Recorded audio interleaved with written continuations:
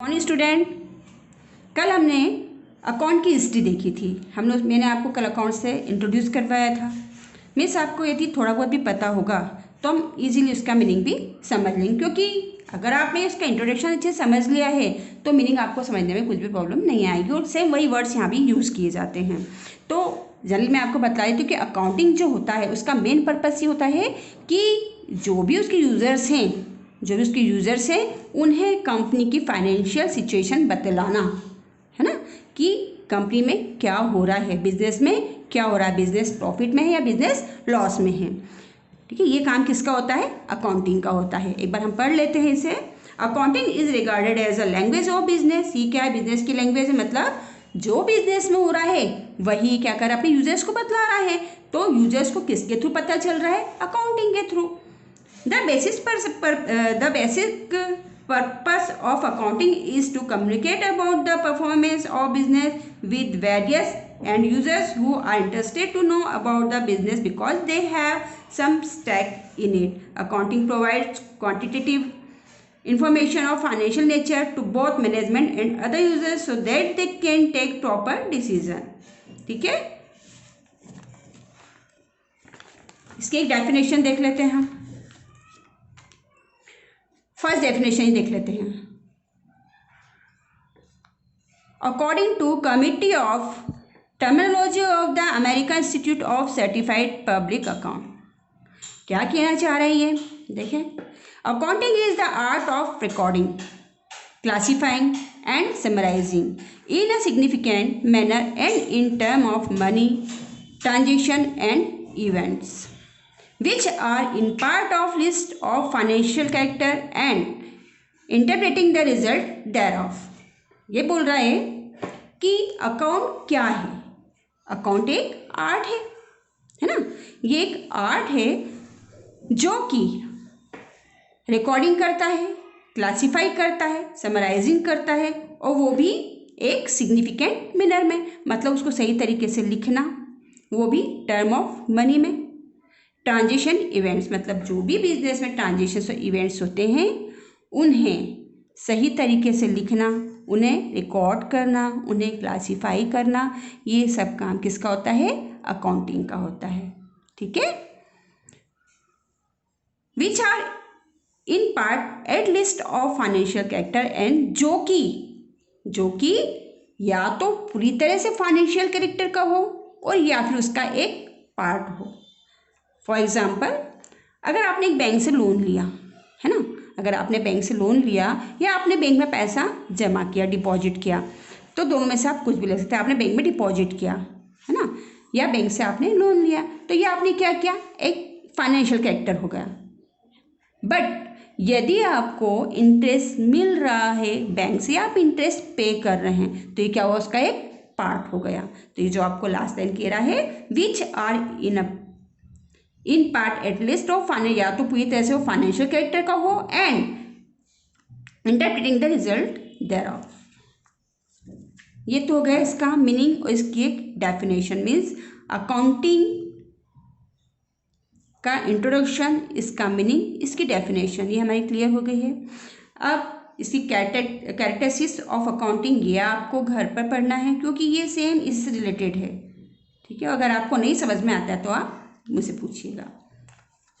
अब नेक्स्ट हम देखते हैं आगे, meaning and definition of book keeping. Accounting and book keeping दोनों अलग अलग चीज़ हो जाती है। मैंने कल आप लोगों को बुक कीपिंग भी बतलाया था। मैंने आपको बतलाती हूँ कि बुक कीपिंग में मेन क्या चीज़ आती है। बुक कीपिंग में एक तो आता है जर्नल। आपने जो रिकॉर्ड किया है अपनी बुक में वो क्या होता है? जर्नल। यदि आपने जर्नल से उसे लेजर में पोस्टिंग कर दिया है ना, तो वो भी क्या हुआ? बुक कीपिंग हुआ। मतलब बुक कीपिंग जो है इसकी लिमिटेशन कहाँ तक होती है? जर्नल एंड लेजर तक। ठीक है, और उसके बाद जो शुरू होता है वो क्या हो जाता है? अकाउंटिंग। मतलब अकाउंटिंग में क्या आ रहा है उसके बाद? Trial balance. ट्रायल बैलेंस में हम ये देखते हैं कि हमने कहीं लेजर में कुछ गलतियाँ तो नहीं कर दी है, फिर उन गलतियों को हम सुधारते हैं। फाइनेंशियल स्टेटमेंट, ये सब उसके बाद की चीज़ जो कि काय में आती है? अकाउंटिंग में आती है। ठीक है, तो आपको मैंने डेफिनेशन ऑफ बुक कीपिंग भी क्लियर कर दिया है। अब हम इसकी मीनिंग ऑफ बुक कीपिंग भी क्लियर कर दिया। अब हम इसकी एक डेफिनेशन और देख लेते हैं। तो कोई सी भी डेफिनेशन देख लीजिए आप।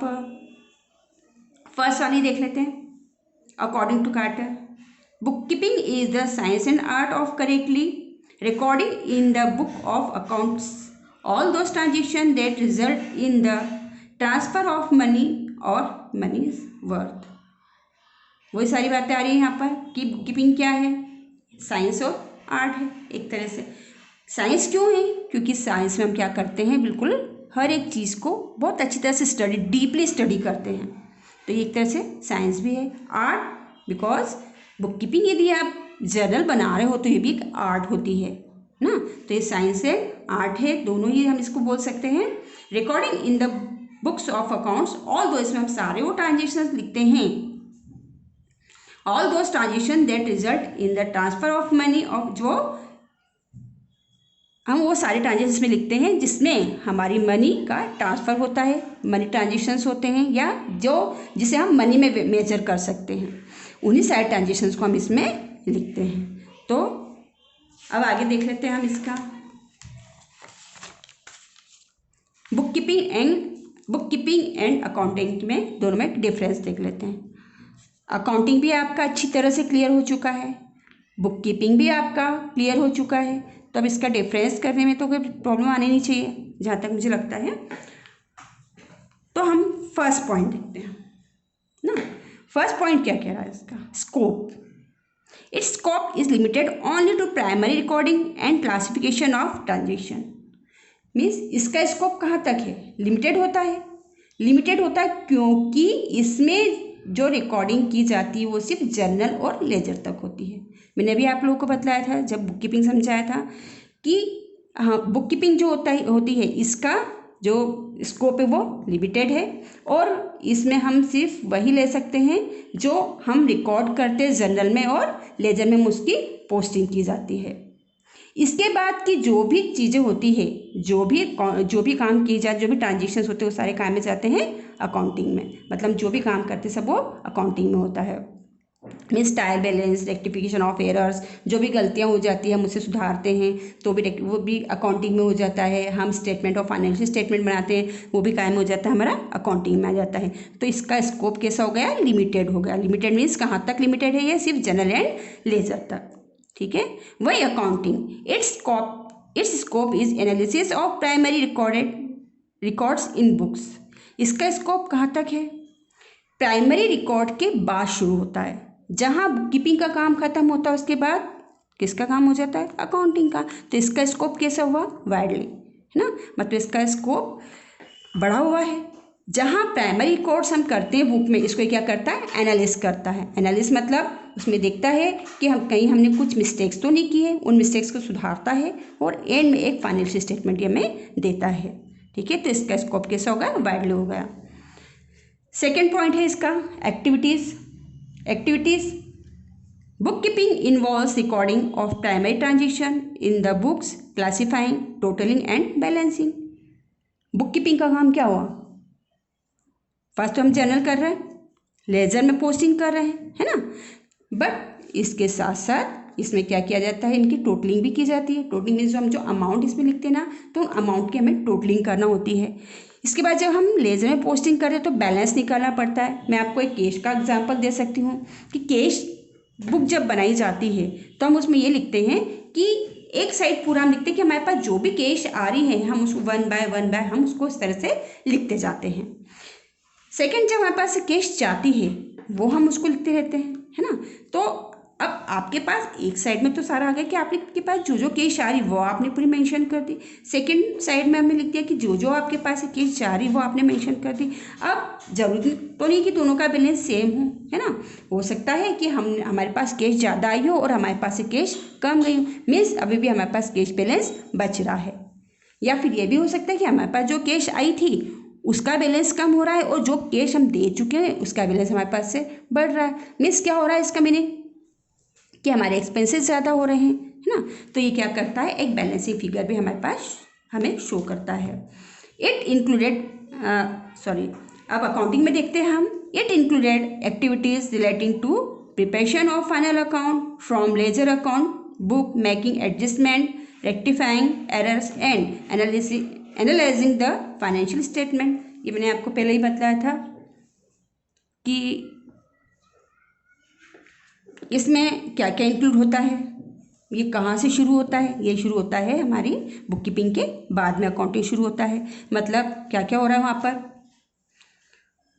एडजस्टमेंट जो होते हैं, एक तो हमारा ट्रायल बैलेंस बन जाता है, ट्रायल बैलेंस के बाद रेक्टिफिकेशन होता है, बट उसके बाद क्या होता है कि कहीं कहीं हमें कुछ एडजस्टमेंट भी करना पड़ते हैं हमारी फाइनेंशियल स्टेटमेंट में। वो एडजस्टमेंट कैसे हो सकते हैं, जैसे अगर आपके पास जो फाइनेंशियल स्टेटमेंट आया है उसमें ये लिखा हुआ है कि आपने किसी बंदे को सैलरी जो पे की है वो आपको करनी थी पूरे 1 ईयर की, मतलब 12 मंथ के लिए आपको सैलरी पे करनी थी, बट आपने उसमें सिर्फ 6 मंथ की ही सैलरी लिखी हुई है, मतलब 6 मंथ की सैलरी अभी भी आपको उसमें लिखना बाकी है।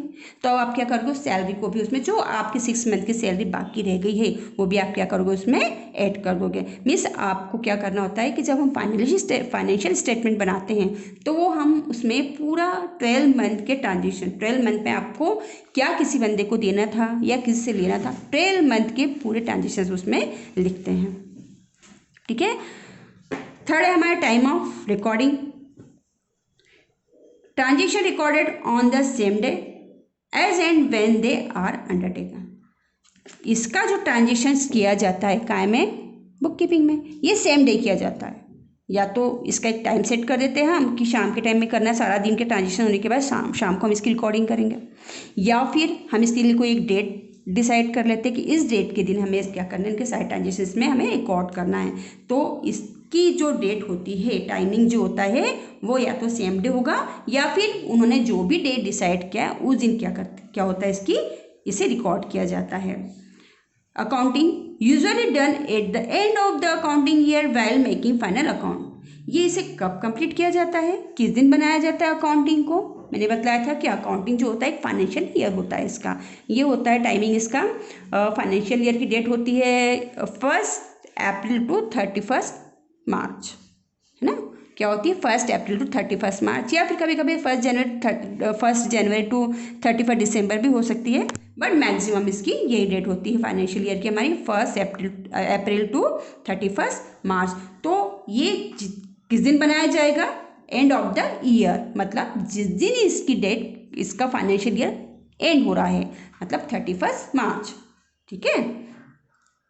Analysis book keeping does not involve analysis of transaction. Book keeping में तो एनालाइज करने की ज़रूरत ही नहीं होती है, क्यों, क्योंकि हमने तो उसमें सिर्फ रिकॉर्ड किया है।